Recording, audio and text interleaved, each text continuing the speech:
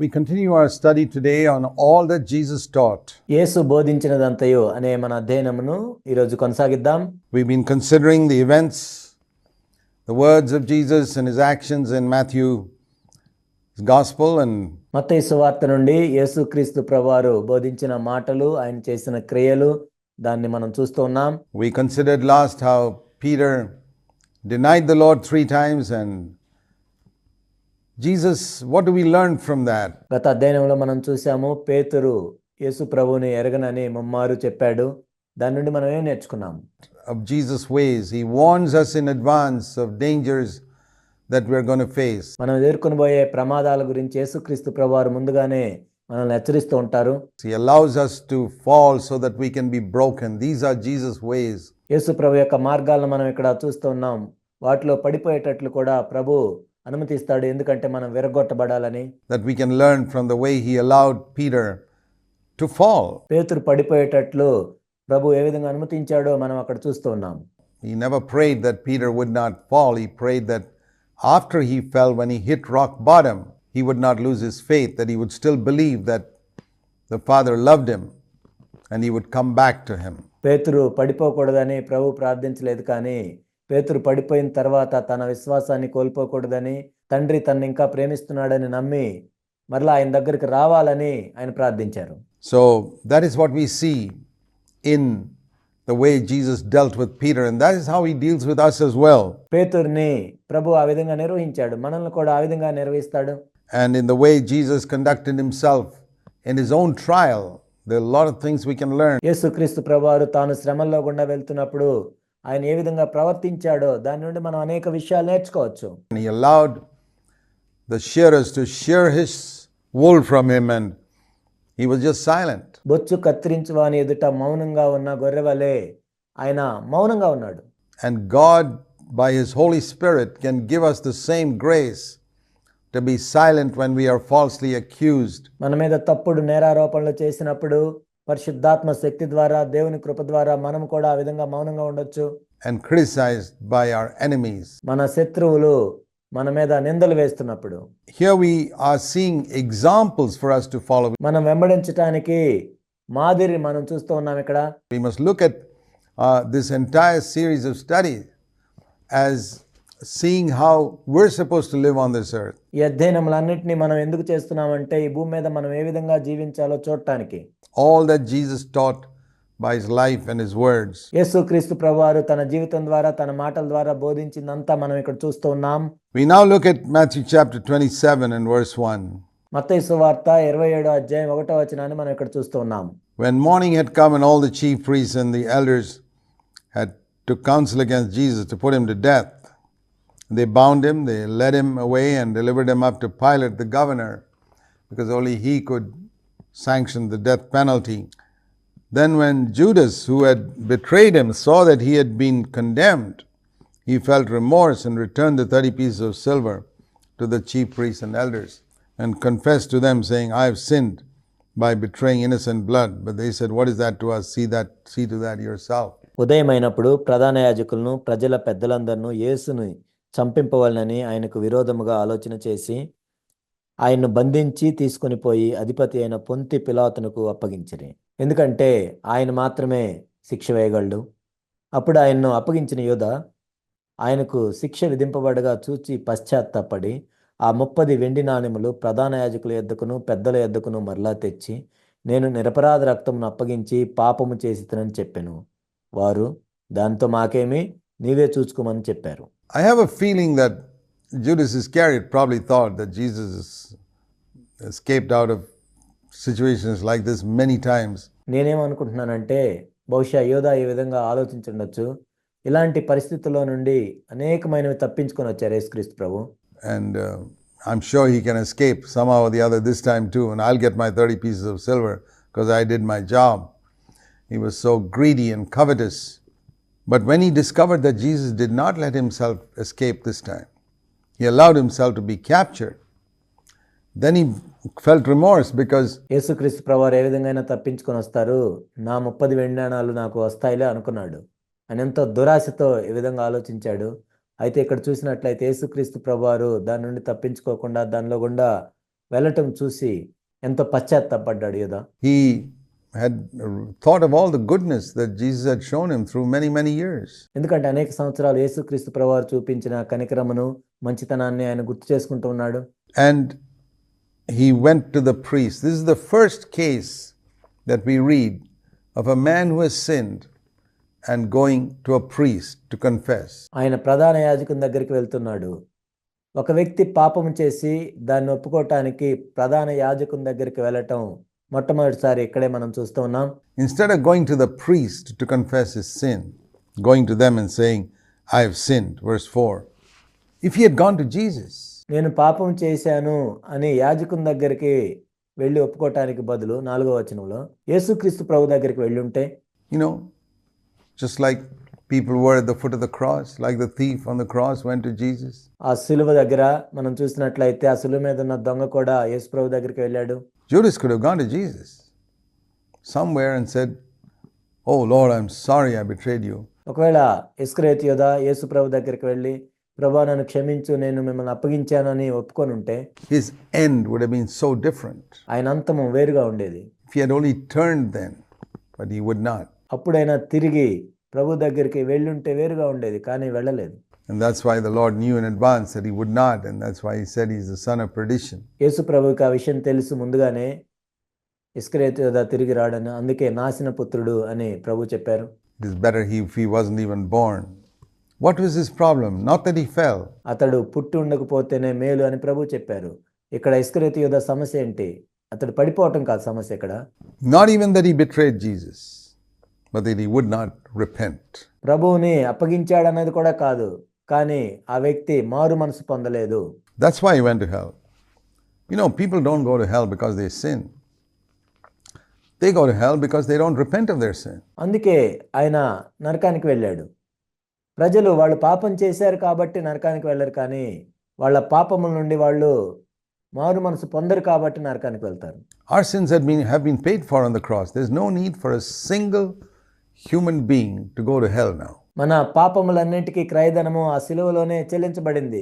కాబట్టి ఇప్పుడు ఒక్క మానవుడు కూడా నరకానికి వెళ్ళాల్సిన అవసరం లేదు. Because all the sins have been paid for. What about the terrible sin of betraying Jesus Christ? ప్రతి పాపానికి కూడా ఆ సిలువలో వెల చెల్లించబడింది. ఈ భయంకరమైన పాపం గురించి ఏంటి? యేసు ప్రభువుని అప్పగించటం అనే పాపం గురించి. Can be forgiven. Jesus said, whoever speaks a word against the Son of Man, it'll be forgiven. Whoever does something to the Son of Man, it'll be forgiven. అది కూడా క్షమించబడుతుందా? యేసుక్రీస్తు ప్రభువారు చెప్పారు, మనిషి కుమారునికి విరోధంగా ఎవరైనా మాట్లాడినా వాళ్ళు క్షమించబడతారని, మనిషి కుమారునికి విరోధంగా ఎవరైనా ఏమి చేసినా కానీ వాళ్ళు కూడా క్షమించబడతారని.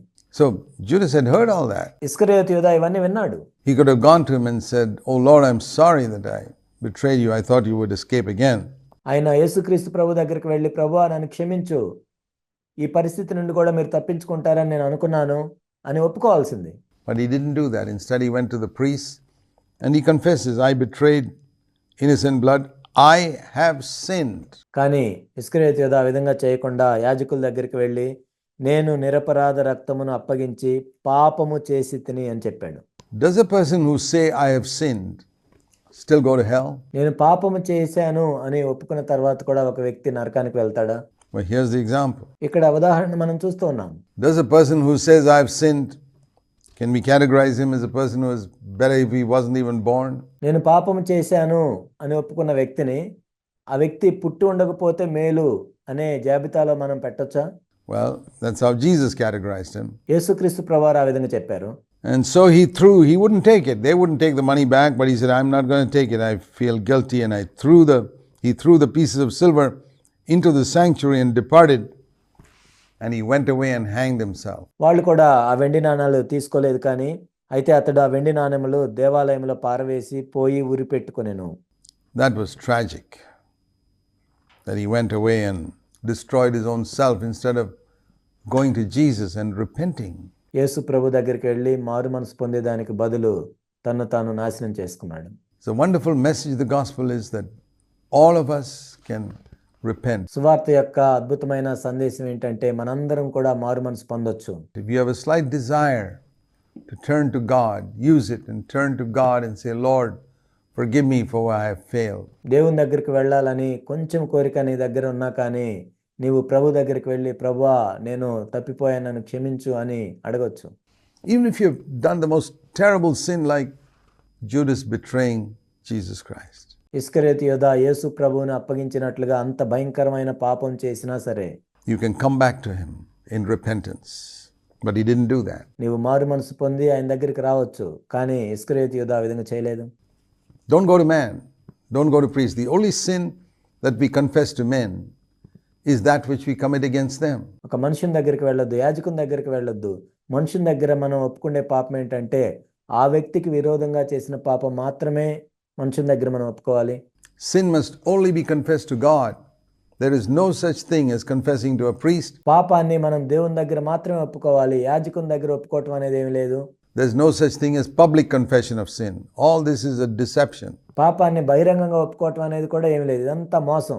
We have to confess our sins only to God, except where we have sinned against another person. Jesus said, go to that person and be reconciled, he said in Matthew 5 verse 23-24.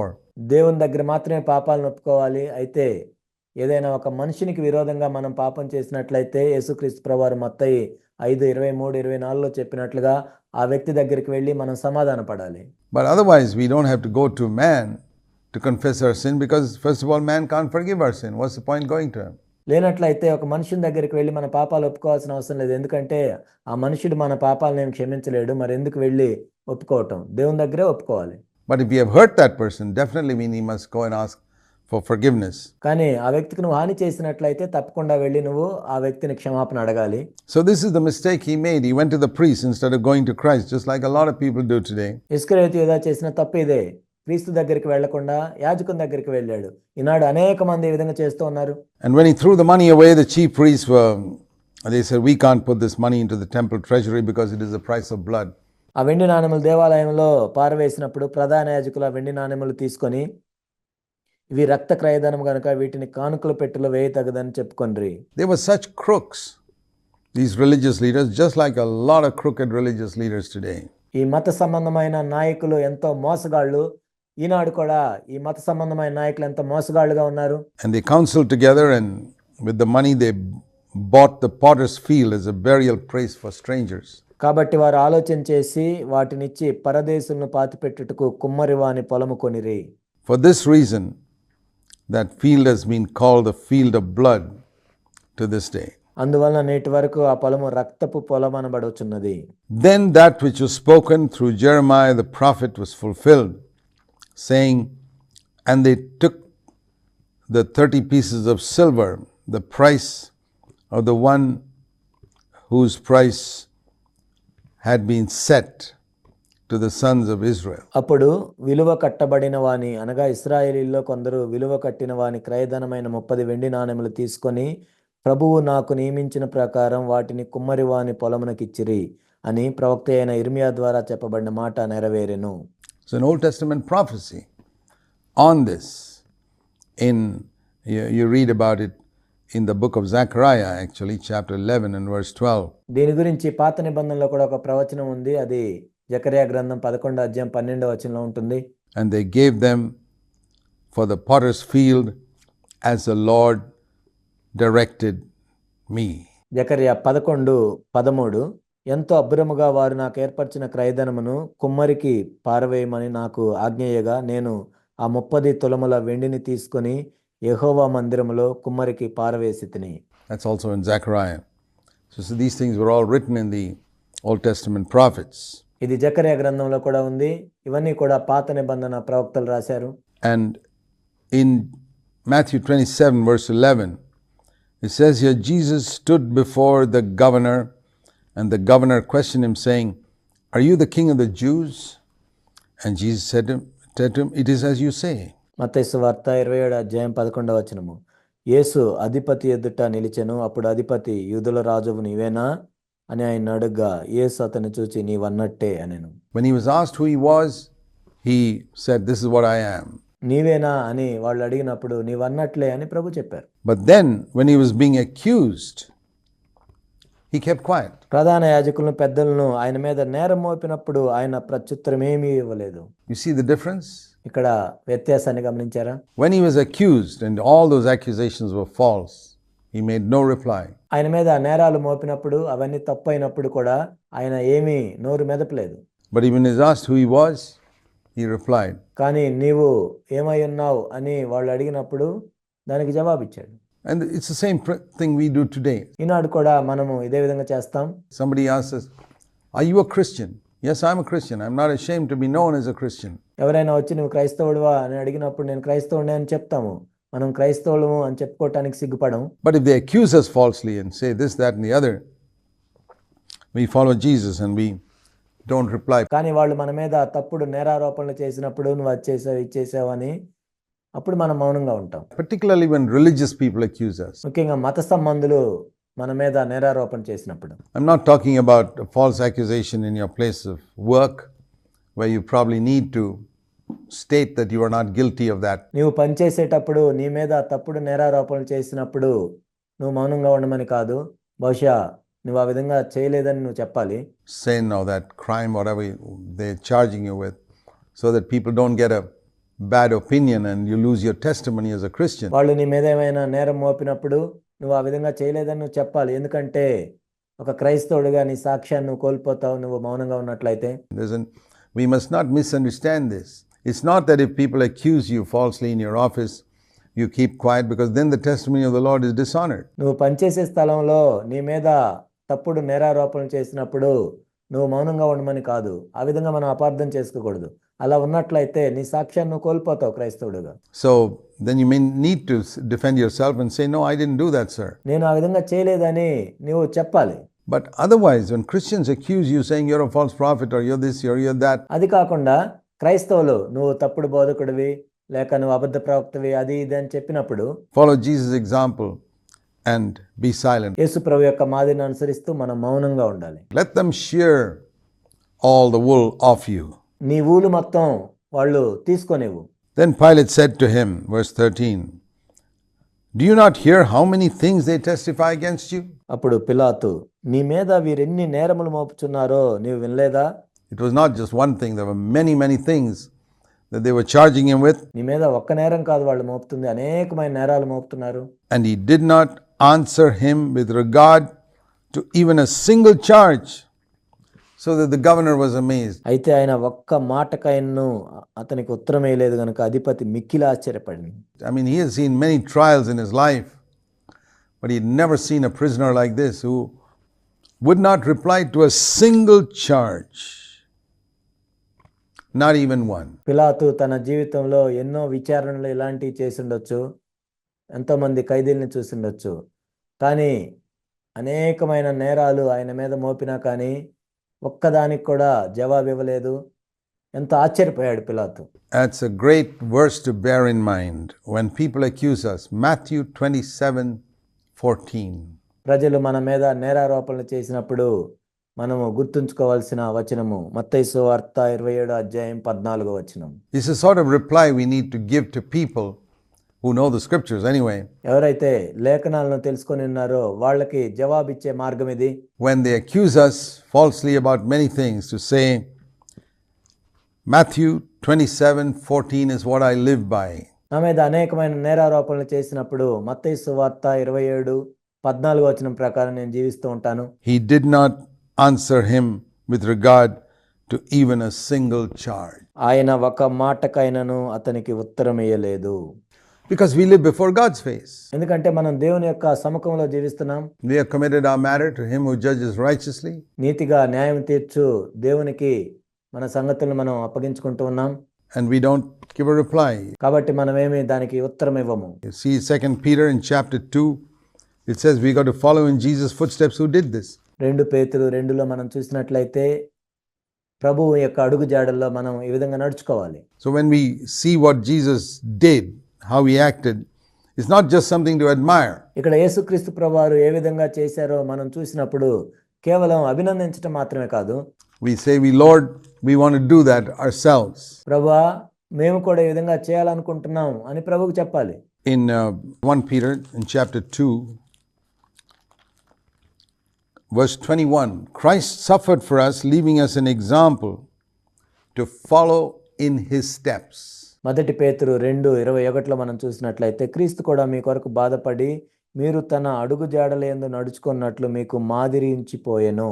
First of all, in his steps who committed no sin.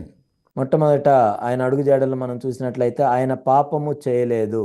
We must really seek to follow in his steps who committed no sin.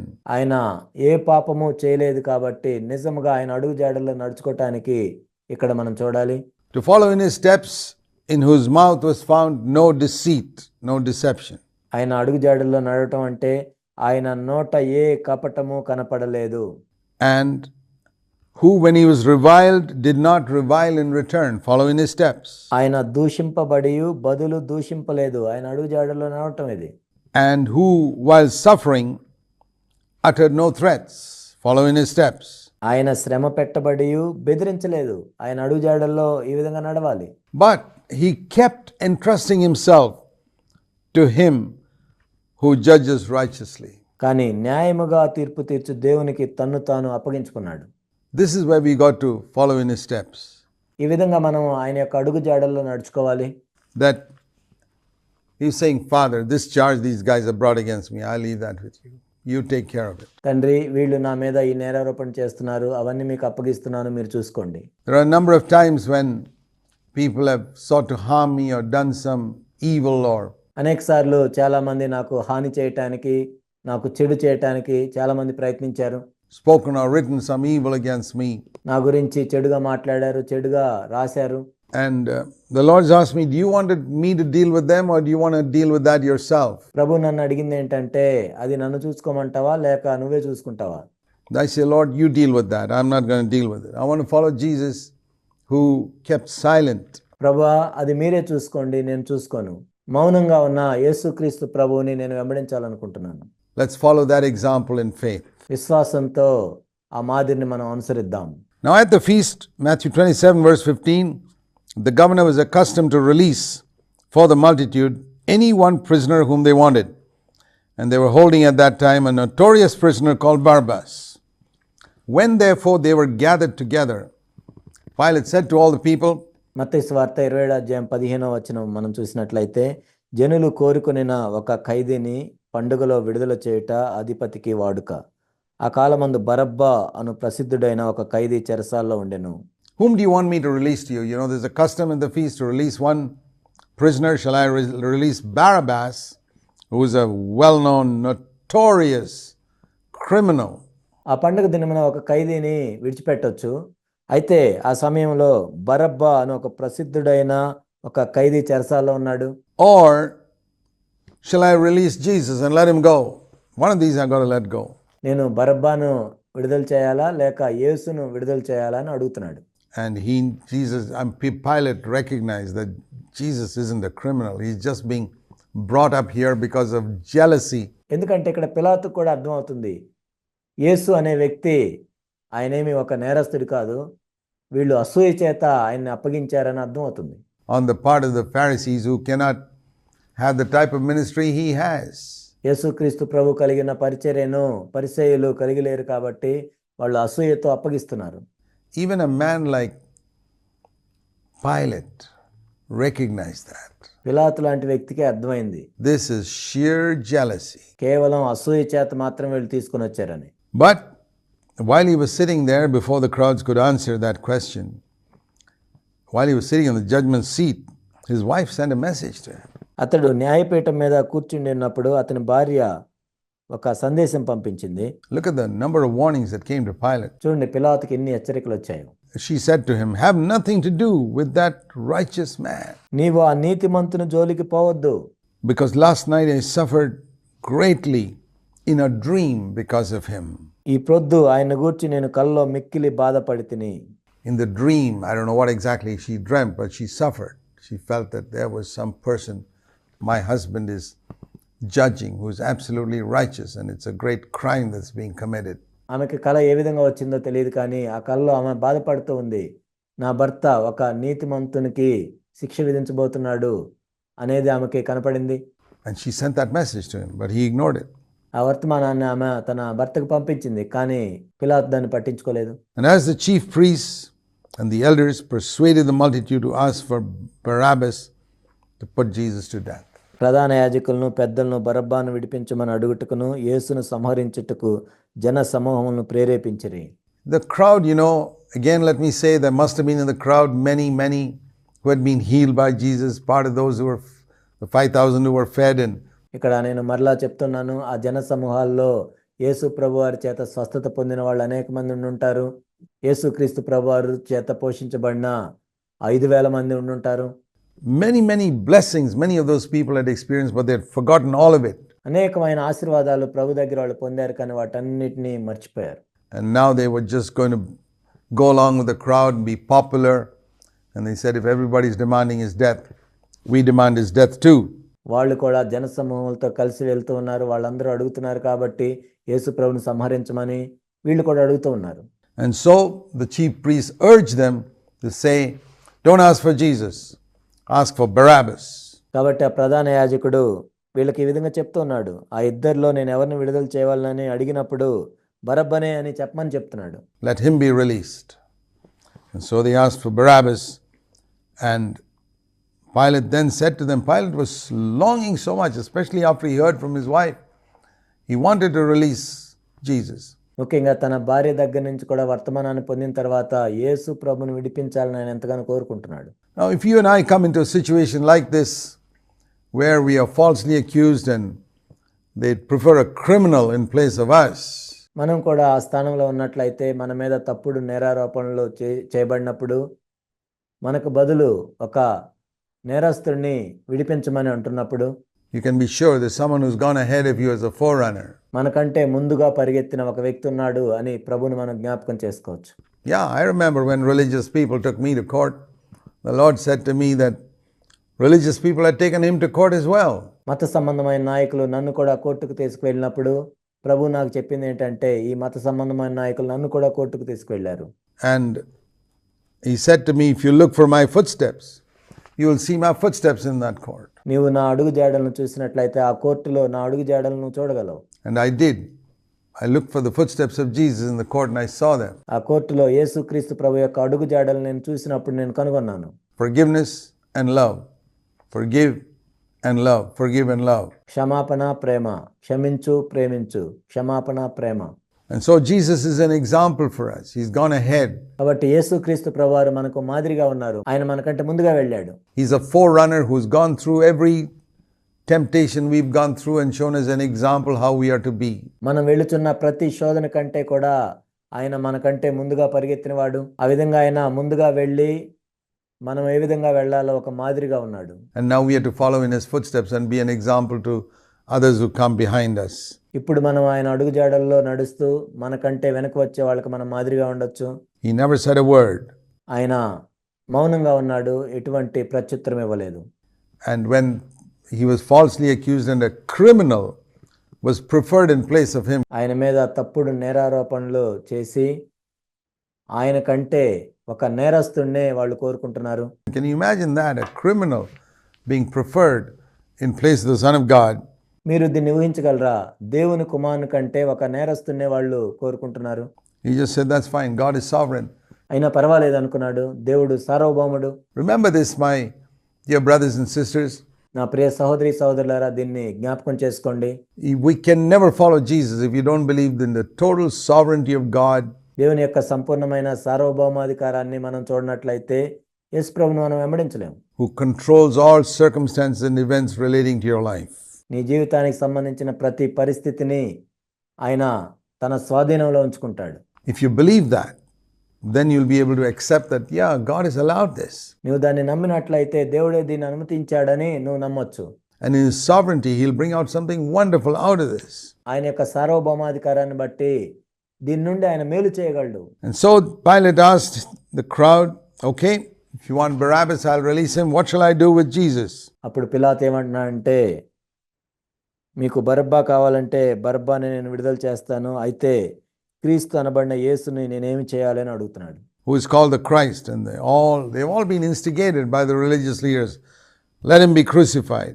వాళ్ళందరూ కూడా ఈ ప్రధాన యాజకుల చేత ప్రేరేపించబడి ఆ జన సమూహములు ఏమంటున్నారంటే సిలువ వేయండి అని చెప్తున్నారు. Pilate was longing to let him go. He said, why should I crucify him? What evil has he done? పిలాతు అయితే యేసుక్రీస్తు ప్రభువుని విడిపించాలని ఎంతగానో కోరుకుంటున్నాడు. పిలాతు ఏమంటున్నాడంటే, ఎందుకు ఇతడు ఏ దుష్కార్యం చేశాడు? But they kept shouting all the more, let him be crucified, let him be crucified. అక్కడ జనసమూహంలో ఏం చేస్తున్నారంటే సిలువ వేయాలి, సిలువ వేయాలని మరి కేకలు వేస్తూ ఉన్నారు.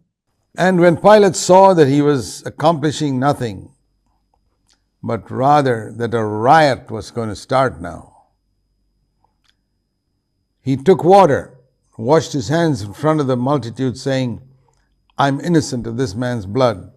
Face to that yourself. పిలాతు అల్లరి ఎక్కువ అవుతున్నదే గాని తన వలన ప్రయోజనం ఏమీ లేదని గ్రహించి నీళ్లు తీసుకొని జనసమూహం ఎదుట చేతులు కడుక్కొని, ఈ నీతిమంతుని రక్తము గూర్చి నేను నిరపరాధిని, మీరే చూసుకోండి అని చెప్పాను. As if he could get away by that, he had the right to release them. He could have released Jesus and Barabbas. నిజానికి అక్కడ పిలాతుని మనం చూసినట్లయితే బరబ్బాని విడిపించవచ్చు, యేసు ప్రభుని కూడా విడిపించవచ్చు. ఏదో నీళ్లు తెచ్చుకొని చేతులు కడిగితే తప్పించుకున్నట్లుగా ఆయన చెప్తున్నాడు. But he wanted to be popular with the people. That's what we see here. కానీ ఆ ప్రజలను సంతోషపెట్టడానికి ఆయన ప్రయత్నం చేశాడు. దాన్నే మనం చూస్తున్నాం. He wanted to be popular with the people. ఆ ప్రజల మధ్య పేరు ప్రఖ్యాతులు సంపాదించుకోవటానికి ఆయన చూస్తూ ఉన్నాడు. దాన్నే మనం చూస్తున్నాం. And he was willing to condemn Jesus. He just washes his hands in public and says, I have nothing to do with this. యేసు ప్రభువుకి శిక్ష విధించి చేతులు కడుక్కొని దీనికి నాకేం సంబంధం లేదంటున్నాడు. And all the people said, that's fine. His blood be upon us and on our children. అందుకు ప్రజలందరూ వాని రక్తం మా మీదను మా పిల్లల మీదను ఉండుగాక అన్నారు. And that's exactly what happened. These were Jewish people. They had crucified Christ. ఖచ్చితంగా వాళ్ళకి ఇదే జరిగింది. వాళ్ళు యూదులు, యేసుక్రీస్తు ప్రభుని సిలువ వేశారు. And they said his blood, the guilt for him, for his being crucified, and we are the ones who support his crucifixion. ఆయన రక్తము గూర్చిన అపరాధం మా మీద ఉంటుంది. ఆయన్ను సిలువ వేయటానికి అడిగింది మేమే.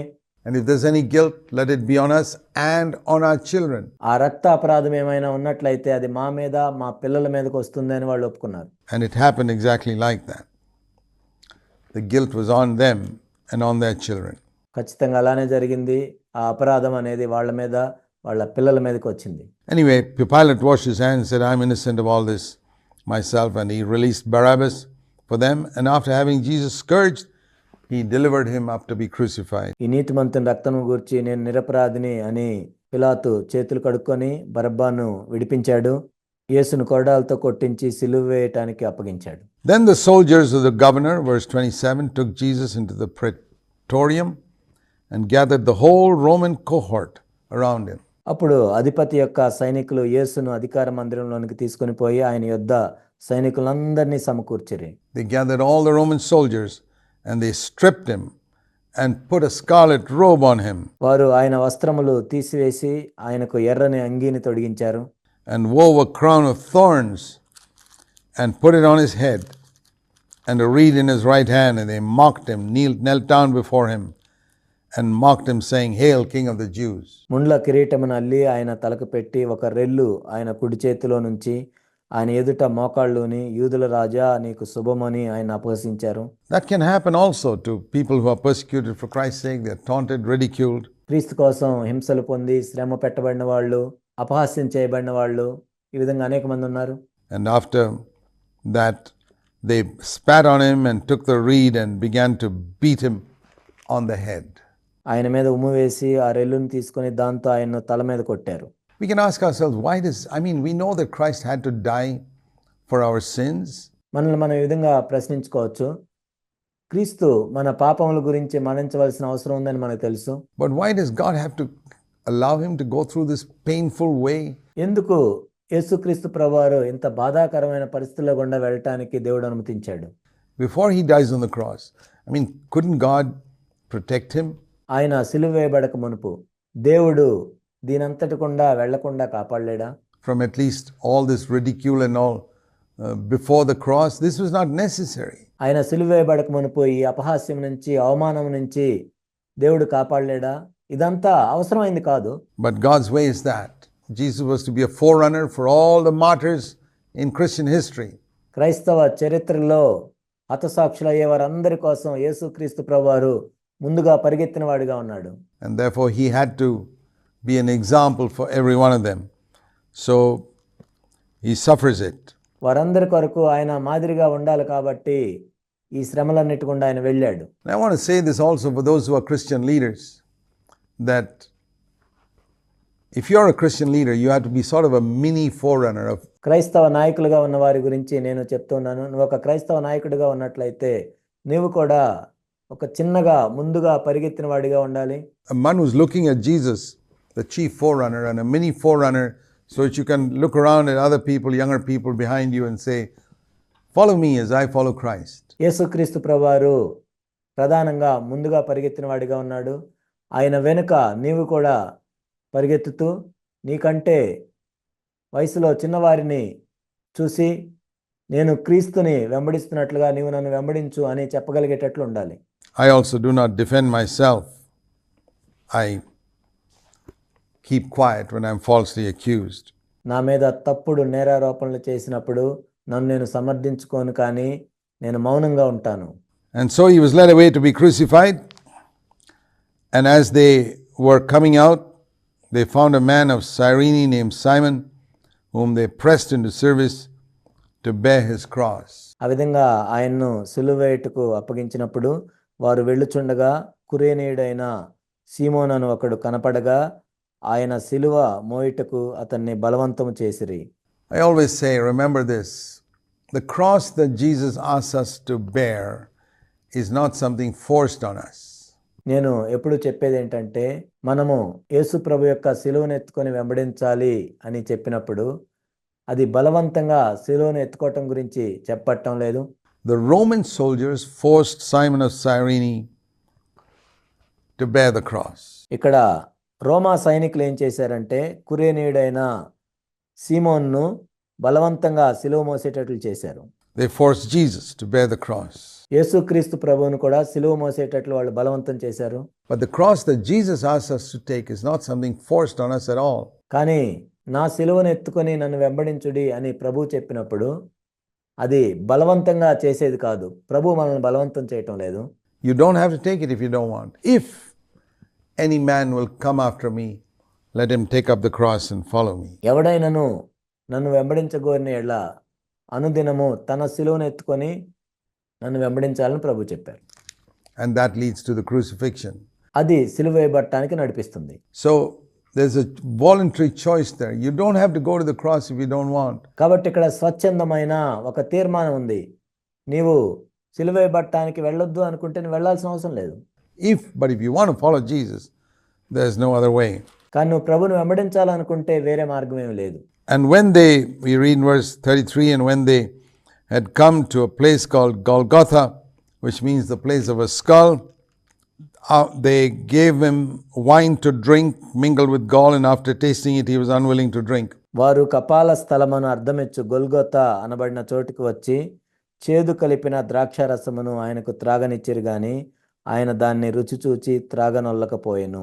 Why was he unwilling to drink that wine? Because he didn't want to be dulled on the cross. ఎందుకు ఆ ద్రాక్షరసం త్రాగటానికి ప్రభు ఇష్టపడలేదు? ఎందుకంటే అది త్రాగి ఆ సిలువ మీద మత్తుగా ఉండాలనుకోలేదు ప్రభు.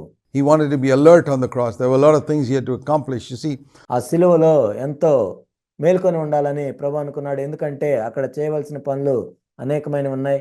This was a little act of mercy that they gave him some type of anesthetic. ఇక్కడ మనం చూసినట్లయితే ఆ నొప్పి తెలియకుండా ఉండటానికి ఒక రకమైన మత్తుని వాళ్ళు ఇస్తూ ఉన్నారు, కొంచెం కనికరం చూపించి, where he wouldn't feel the pain so much.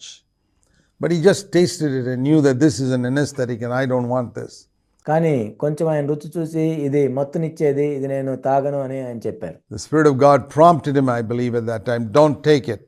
దేవుని యొక్క ఆత్మ ఆ సమయంలో ప్రేరేపించిందని నేను నమ్ముతున్నాను, దీన్ని తాగొద్దు అని. And there was a need for that. He had to speak from the cross and forgive them and say, Father, forgive them, for they know not what they do. ఎందుకంటే ప్రభు అక్కడ మేల్కొని ఉండాల్సిన అవసరం ఉంది. తండ్రి, వీరేమి చేయుచున్నారో వీరికి తెలియదు కనుక వీరిని క్షమించండి అని ప్రభు అక్కడ అడగాలి. He wouldn't have been able to say that if he was anesthetized on the cross. ఒకవేళ ఆ సిలువలో ఆయన మత్తు మందు తీసుకున్నట్లయితే ఆ విధంగా చెప్పుండేవాడు కాదు. He had to take care of his mother and say, woman, I want to ask John to look after you. తన తల్లితో ఆయన మాట్లాడాల్సిన అవసరం ఉంది. అమ్మా, ఇప్పటి నుండి నిన్ను యోహాను చూసుకుంటాడు అని చెప్పాల్సిన అవసరం ఉంది.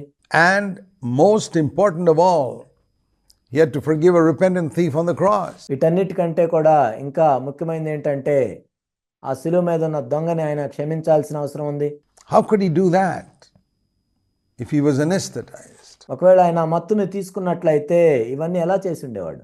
So when they gave him something to drink mingled with gall, after tasting it, he said, "No, I don't want it." కాబట్టి వాళ్ళు చేదు కలిపిన ద్రాక్షారసమును త్రాగటానికి ఆయనకి ఇచ్చినప్పుడు ఆయన దాన్ని రుచి చూసి త్రాగనల్లకపోయాను.